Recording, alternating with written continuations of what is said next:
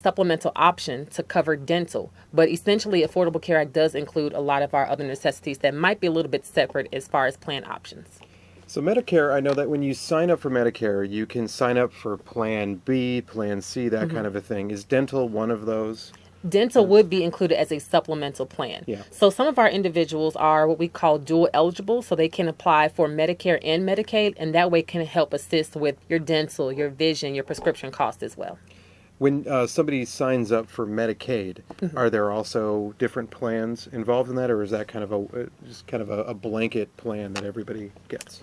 Essentially, for Medicaid, it is a blanket plan, but then there are, again, some supplemental options and opportunities for those that might want to seek a little bit different type of care and treatment based on their needs.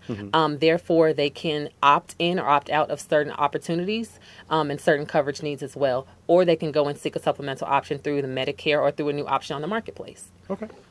Now, thanks for the call. Please feel free to keep calling, everybody. Numbers on the screen. Let me go back to the chart here. And one thing that I noticed is that there's a separate area on the circle here between ambulatory patient services and emergency services. Yes. Can you make a little distinction between these two? Sure. So again, these are two benefits that we've already seen and very popular on a lot of health insurance plans. But for ambulatory patient services, this now caters to transportation needs as far as when healthcare does play a role in that.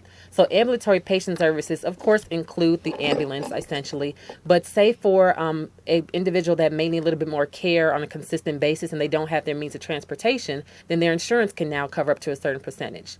As far as for the emergency services and hospitalization, that's where we come to if an emergency comes up or I have to go to the ER, will my insurance plan now cover that need as well? It can be separate from the ambulance service itself. Okay. Can we also go into, I see another one here, which is maternity and newborn care.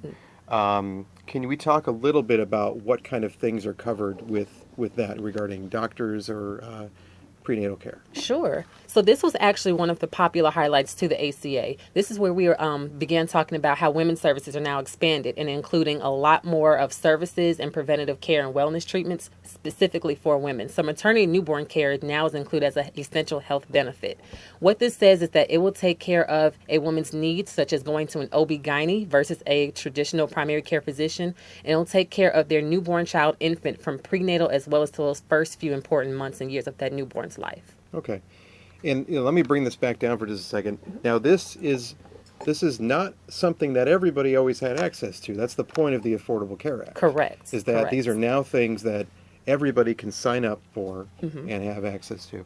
Correct. Another one I wanted to point out, which I think is interesting, is the mental health and substance use disorder services. Yes, this is definitely one that has gained a lot of attention